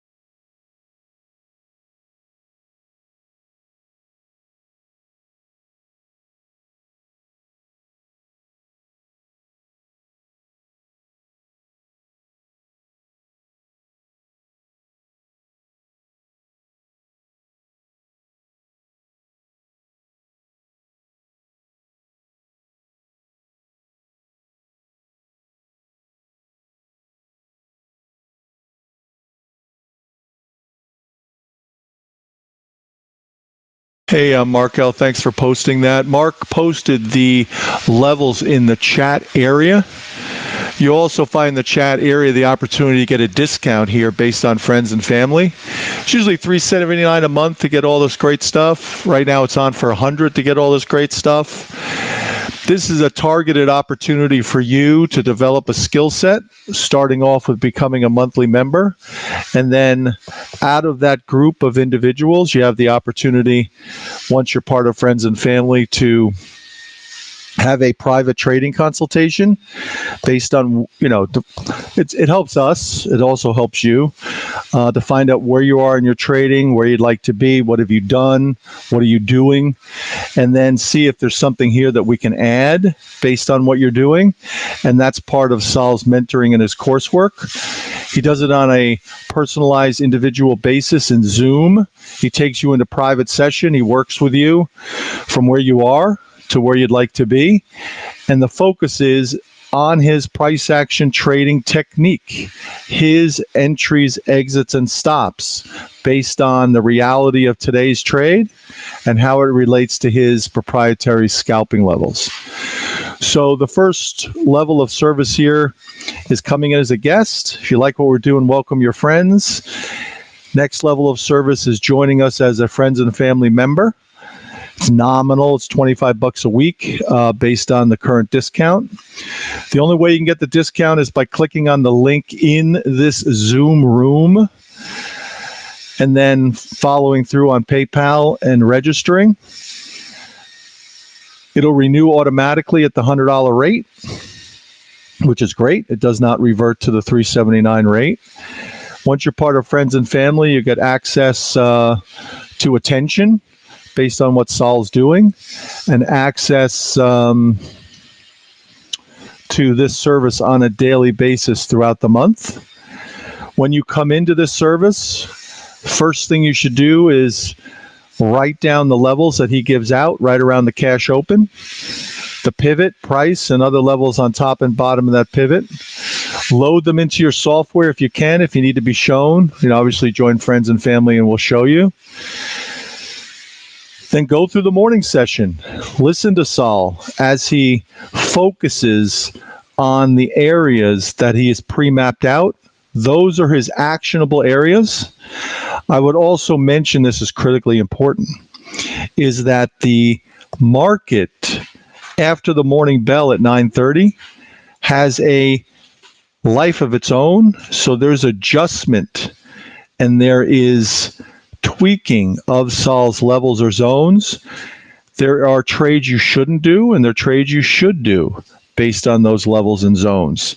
Sal's commentary is adaptive based on what's happening during the current market session. So from 9:30 a.m. Eastern time until 11:30, there's a lot of commentary as it relates to those levels and zones, the adjustment of said levels and zones, and the opportunities around those zones. Traders find that this is a unique opportunity to focus on the morning's trade with better information and better levels. Better levels equal better trades. Discipline equals better trades. Let's hold on one second.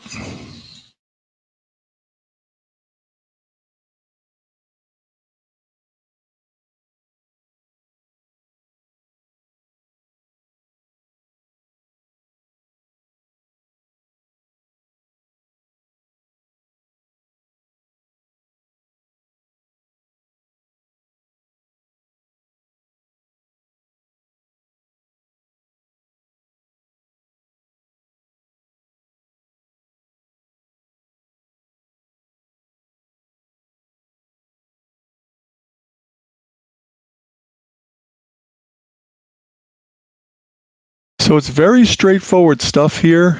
It's available to you on a daily basis. It's available based on this service. It's available at the Zoom link in your email. Check it on a daily basis. Click on it, drop in. If you come in around 9:15, it's great. Have yourself set up with your S&P 500 E-mini chart. Receive Sal's levels. Again, write them on your trading pad, load them into your software, then pay attention to his commentary during the morning session. ask questions, interact, and become part of the family. Now, we have individuals in here that have been in for the last couple days, which is great. I send out the opportunity to sign up for the friends and family. Take advantage of it. We do check off the list on a daily basis against attendees. We want to make sure everybody is sharing in the opportunity when it comes to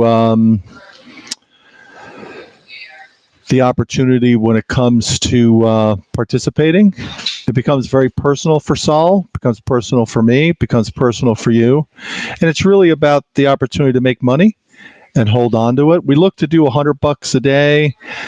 Start there, go to 200, 300, 400, depending on your development of the skill set.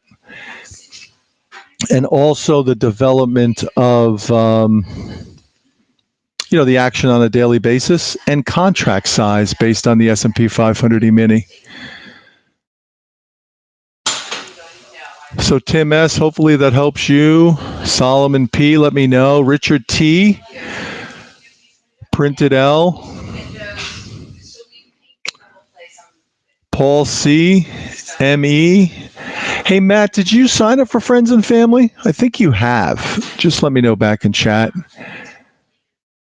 Mark B., Lottie.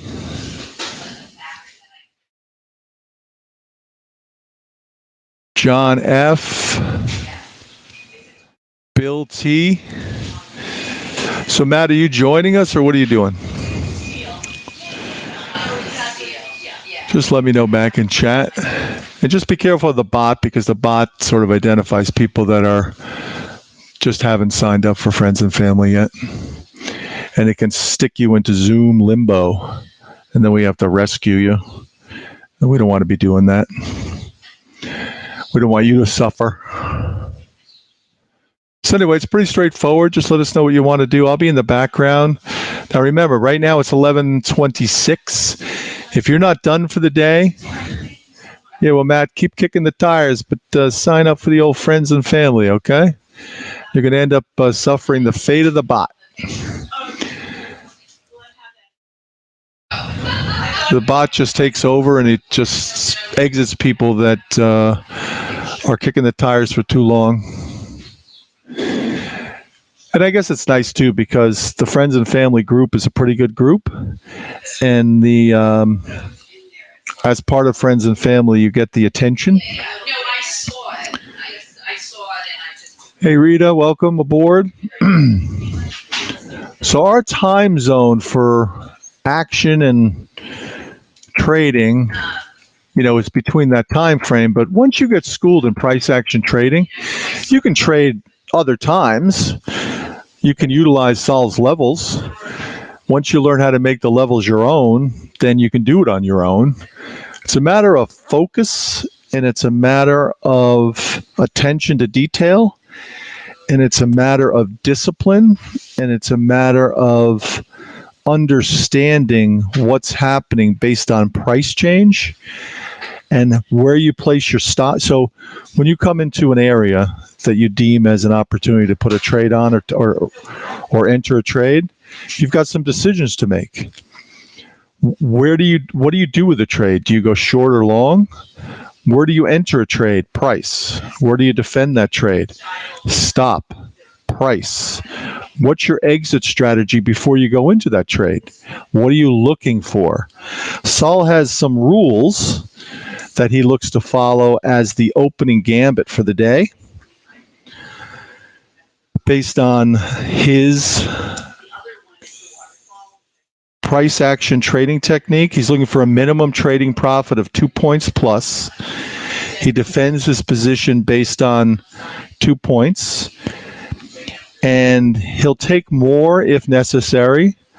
He's also looking to help you develop a skill where you can jump in and out based on a sixth sense.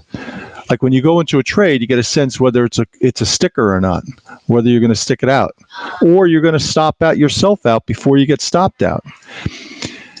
That's the kind of opportunity that presents itself based on his teaching, his mentoring, and his proprietary scalping levels. So I don't think it gets much better than that. Yeah, Carlo, the bot has no heart. I used it. So who was the one in The Wizard of Oz that was looking for a heart? It wasn't the cowardly. Is it the Cowardly Lion? No, that was Courage. Was it the Tin Man? I think the Tin Man. The bot is like the Tin Man. That's right. Man, the Tin Man is tough because this bot takes no, I don't want to say prisoners. That's probably not correct, right?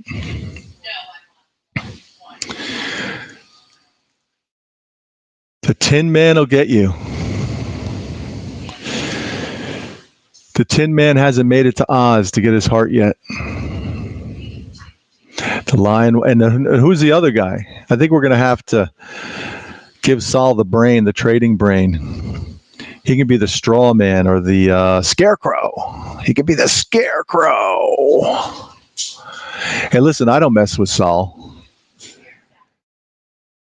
He's been doing this for 25 years or so, up against the best traders in the world, in my opinion, anyway. On the trading floor, the trading pits in Chicago, which, if you were a new trader and hit the floor, they would turn you upside down and shake the change out of your pockets and then send you on your way. And he managed to survive and excel in that arena, which I think is pretty cool. So again, the starting point for this service on a daily basis is, let's say 9:15, pop in, be ready, have your S&P 500 E-mini chart up, write down Saul's proprietary scalping levels,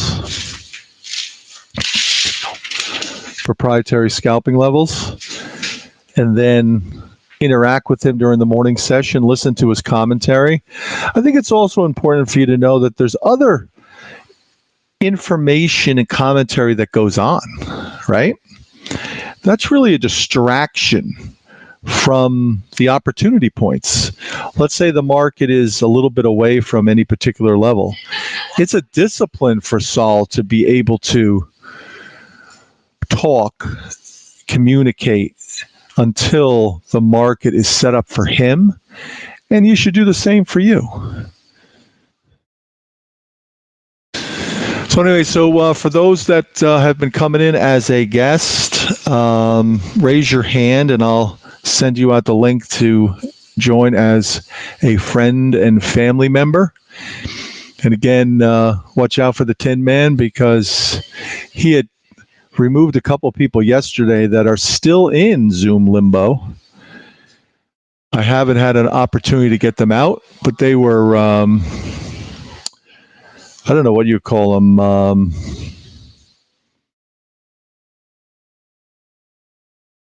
Hard cases, maybe.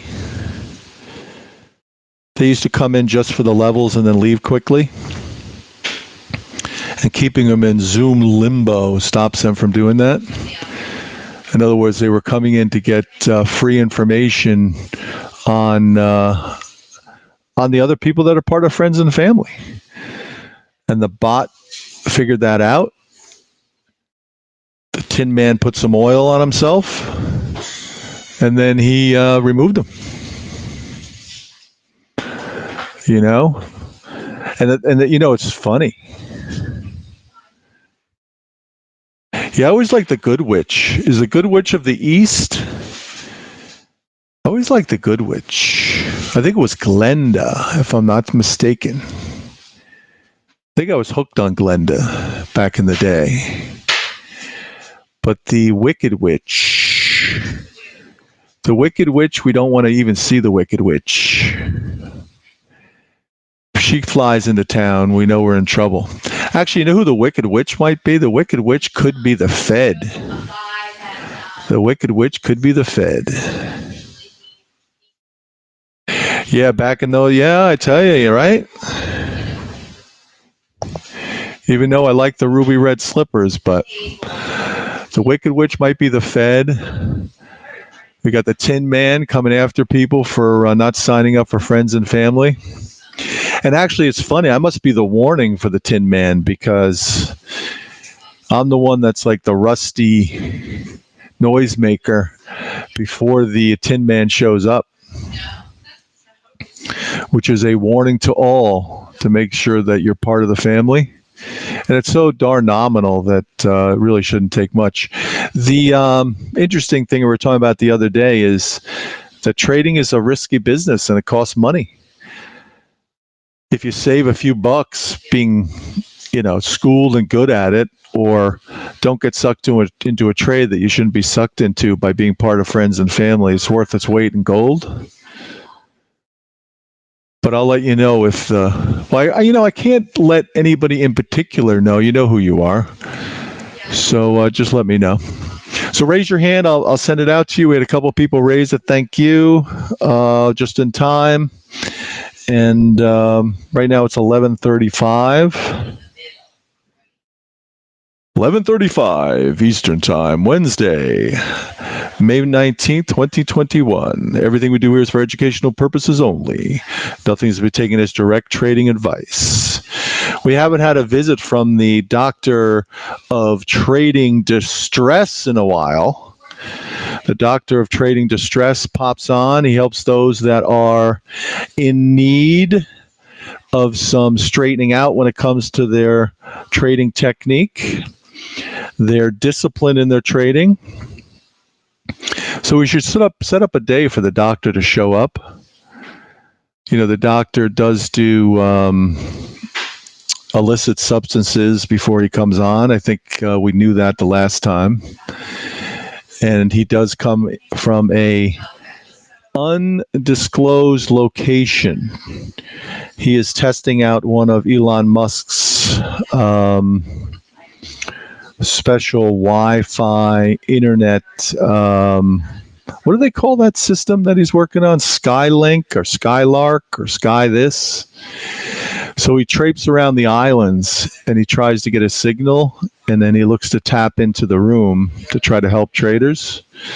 So if he does pop in, I'll let you know in advance. But the doctor of trading distress is a valued participant in our service when he can get a connection. And I think that that's something that is very helpful for traders. He does take questions. He's very, when the connection can be made, he's very good when it comes to the mental game in trading. Hey, Mike, appreciate it. Mike's done for the day. We like to hear that. If you are part of Saul's friends and family and you finish for the day based on putting on a trade based on Saul's levels or his price action trading strategy, then let us know. That is a very good thing to know. The 2-hour window, traders could be done 15 minutes into the morning session. They could be done a half an hour into the morning session. It could take them to 11:30 to be done. If you're schooled in Saul's methodology and you know how to enter and exit trades based on his price action trading methodology, in other words, you took his course, then you're free to do what you want to do over a period of time. And I think that that's important too. So I've got to be in the background for a little bit. If you need me, let me know. If there's a clamoring for the doctor of trading distress, I'll put out the light so that he can see it over the horizon. And watch out for the Tin Man. Tin Man's got a few of you in his eyeballs. Hey, Lottie, what do you think? You think the Tin Man may get you? Matt C. M.E. Bill T.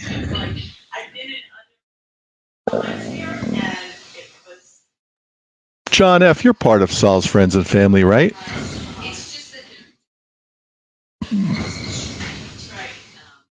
Mark B.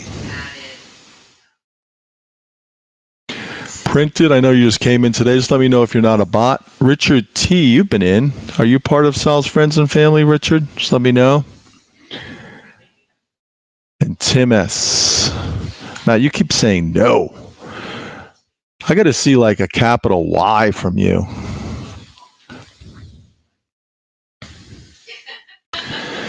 I think Matt is, there you go, Matt. You're in?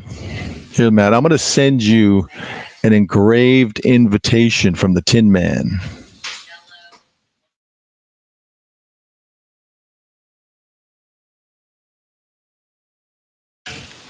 There you go. Tin Man is out to Matt. I know, so where have you been my whole life? In Mount Kisco at the time.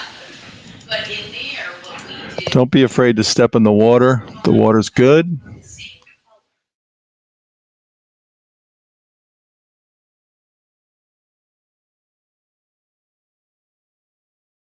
So we kept doing it.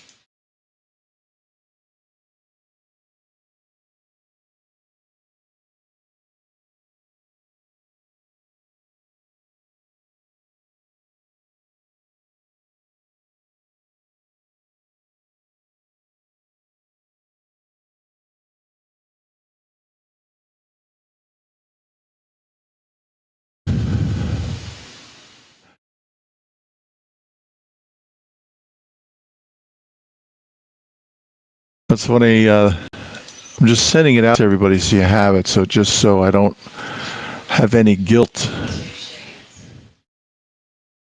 If you already signed up and you get it, no worries.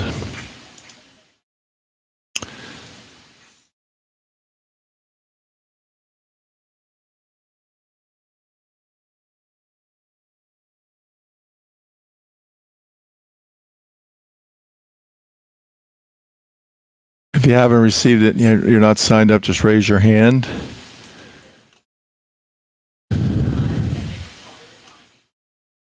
Thank you for raising your hand. I'll send it out to you. Okay. So do your thing.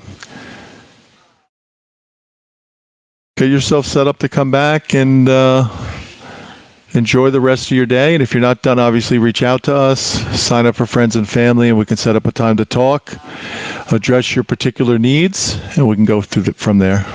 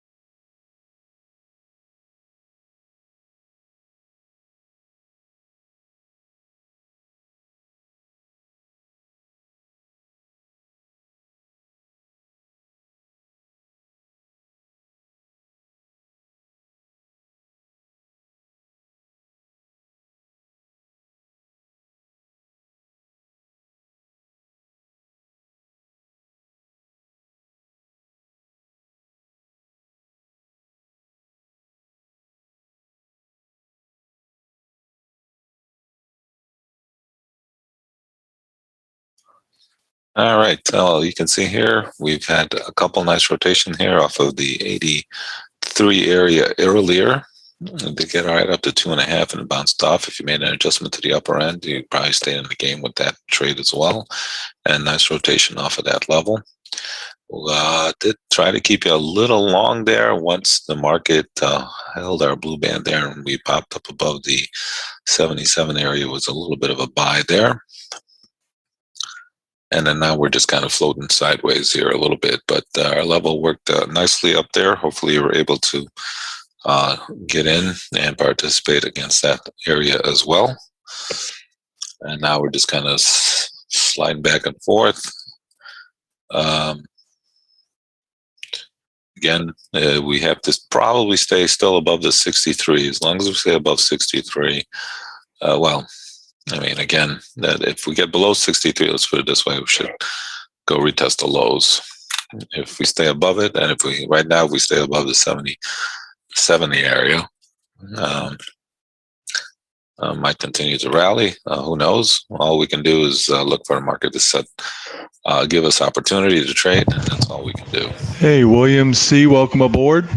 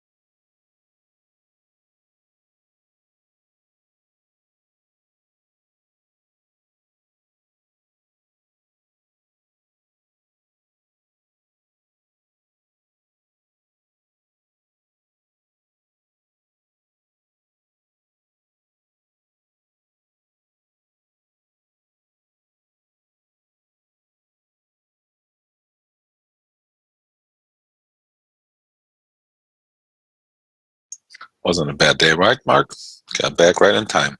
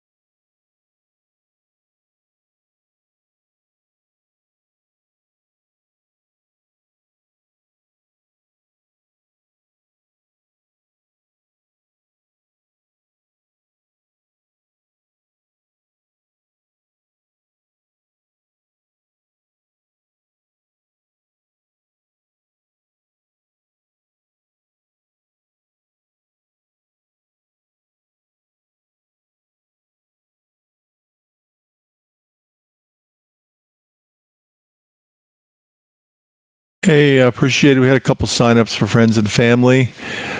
Take advantage of it based on the link. If you need the link, let me know. But I appreciate the signups. Thank you.